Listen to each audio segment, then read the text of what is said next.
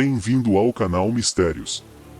Em um dia decidi viajar para me encontrar com um velho amigo meu que não via há muito tempo. Ele tinha acabado de comprar uma casa em uma cidade próxima, então foi um bom motivo para sair um pouco e colocar a vida em dia.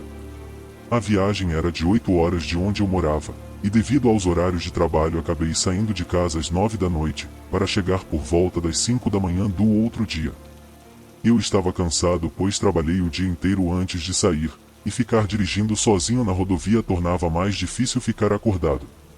Eu sabia que seria complicado, mas depois de algum tempo na direção, eu já estava lutando muito mais do que imaginava. Estava ficando perigoso com o sono aumentando. Então eu decidi parar na próxima cidade e encontrar um estacionamento para descansar por algumas horas. Mas enquanto eu continuava dirigindo, não havia nada além de estrada por um longo tempo e eu devo ter cochilado completamente, porque a próxima coisa que percebi foi que estava no meio de um buraco e pisei no freio. Felizmente eu tinha acordado a tempo de parar antes de bater em alguma árvore, ou estragar meu carro. Eu fiquei bem fora do acostamento.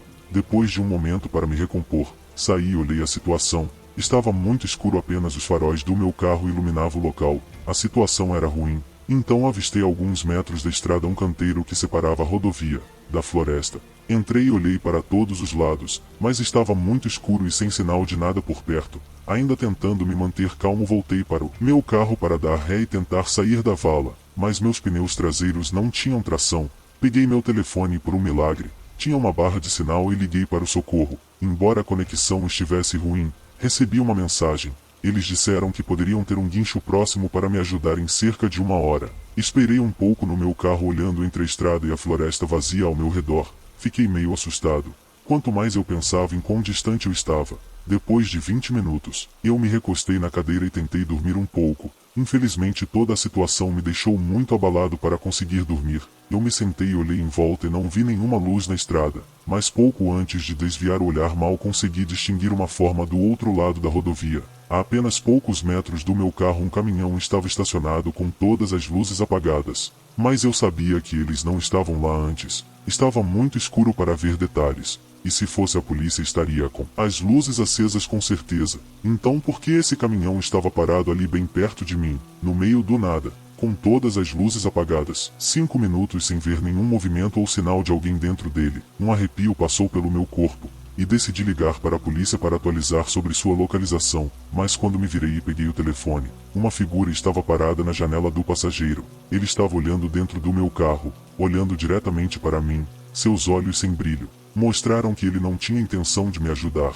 O choque de tudo isso me deixou congelado de medo. O homem deu a volta no meu carro e olhou para mim novamente pela janela, vendo a apenas centímetros de mim, só com o vidro fino entre nós. Estava muito aterrorizado, principalmente quando senti o homem mexendo a maçaneta da porta algumas vezes, antes de dizer algo em voz baixa e bater na janela. Frustrado, ele se virou e gritou algo em um idioma diferente, como se estivesse pedindo para alguém para fazer alguma coisa. Ele então se virou e começou a olhar pelas outras janelas. Eu estava em pânico, me preparando para o que iria acontecer a seguir. Mas então, eu ouvi e vi o caminhão se afastando rapidamente. O homem ao lado do meu carro olhou como se estivesse surpreso, e correu até a estrada depois de um segundo. Ele imediatamente passou correndo pelo meu carro, e desapareceu na floresta momentos depois. Vi luzes vermelhas e azuis piscando ao longe. Contei ao policial o que havia acontecido, mas é claro que o homem e quem estava no caminhão fugiu sem nenhuma evidência deixada para trás, além das pegadas assustadoras que levavam para a floresta. Apesar de tudo, cheguei à casa do meu amigo em segurança depois, mas não houve nenhuma atualização sobre os homens. Segunda história.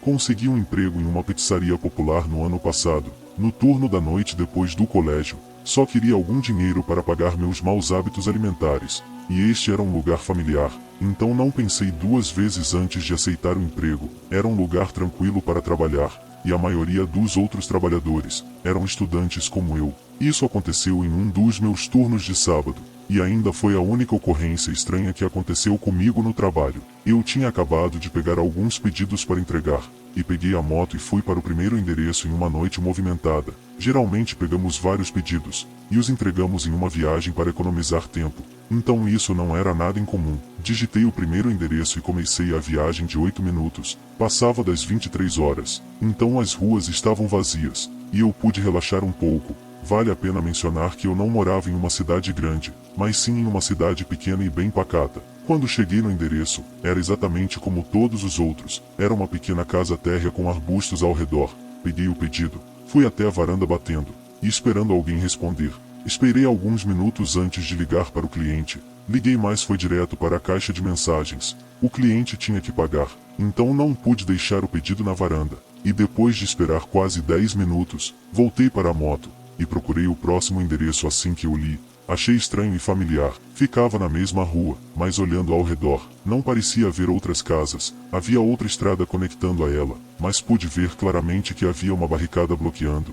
Depois de pesquisar o endereço em vários apps, recebi a mesma resposta. Foi naquela estrada sem saída. Fui até a barricada, que era apenas alguns cones com uma viga de madeira passando entre eles, e longe dos faróis, pude ver outra casa. Olhei novamente na barricada. Não estava claro se era um bloqueio oficial ou apenas uma coisa caseira, que eles montaram para manter os advogados ou desviar o trânsito. Peguei meu telefone e liguei para o cliente, que ainda mais estranho, era o mesmo número do pedido anterior, mas desta vez eles atenderam. Ei, tenho uma entrega de pizza para você, mas o endereço que tenho está bloqueado.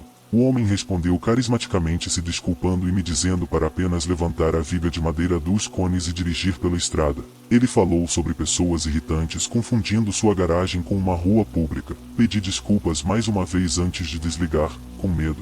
Levantei a viga de madeira e coloquei ela no chão. Então pilotei pela rua de cascalho, parando. Vi que uma luz estava acesa lá embaixo, e uma figura estava na janela olhando pelas cortinas. Eu saí e dei um breve aceno para ele. Enquanto eu caminhava, a figura se afastou da janela indo em direção à porta da frente. Quando me aproximei da casa, fui na varanda. Esperei ele abrir a porta sabendo que me viram chegando, mas depois de 1 minuto, eu dei uma batida, e ninguém respondeu. Comecei a ficar um pouco inquieto, e tive uma sensação estranha e desconfortável. Dei um passo para trás e liguei para o cliente, mas dessa vez foi direto para a caixa postal de novo. Não sei se era eu sendo paranoico ou algum sexto sentido. Eu estava tenso. Tive uma vontade de voltar direto para minha moto e ir embora. Quando voltei para o final da garagem, tive que frear, pois a viga de madeira foi colocada de volta nos cones que bloqueavam a estrada. Eu rapidamente saí e derrubei. Pulei de volta na moto e fui embora de lá. Se as coisas não fossem estranhas o suficiente, enquanto eu saía da rua, eu vi o piscar dos faróis acender atrás de mim, seguindo por vários minutos, até que eu entrei na rua principal. Do que eu podia ver, eles nunca saíram do bairro. Quando eu voltei para o restaurante, eu disse ao meu gerente que chamou a polícia. Até hoje, eu não sei se foi apenas alguma piada doentia sem graça, ou se eles estavam planejando algum ataque horrível, mas felizmente, meu instinto me salvou de ter que descobrir. Terceira história. Eu dirijo uma van no trabalho, entregando produtos em lojas perto da minha cidade. Em uma noite apenas 3 meses atrás, eu estava em rota entre 2 lojas, para fazer algumas entregas. Após o expediente, que era por volta das 10 horas, acabei de terminar a última entrega de lá para o armazém. Tive que deixar a van fora a 30 minutos de distância. Eu dirigi por talvez uns 3 minutos, até que um carro parou atrás de mim em um cruzamento. Não havia outros carros fora, apenas eu e eles. Quando a luz ficou verde, eu comecei a dirigir. E não foi muitos minutos na estrada, que eu percebi que eles ainda estavam bem atrás de mim. Eu estava em uma grande van lenta, tanto que a maioria das pessoas simplesmente iriam passar ao meu redor. Mas eles não passavam. Eu não estava preocupado ou qualquer outra coisa, mas foi estranho como continuamos dirigindo e seus faróis foram ficando cada vez mais fortes, até que eles estavam tão perto que a luz estava bloqueando a parte de trás da minha van. Eles tinham que estar a apenas 1 ou 2 metros de distância do meu para-choque. A pista ao nosso lado estava aberta para que eles pudessem facilmente dar a volta, mas em vez disso, eles optaram por me deixar nervoso. Eu diminuí a velocidade e dei um sinal de parada, e ia virar apenas para me afastar deles, mas assim que parei, o carro atrás de mim esbarrou na minha van.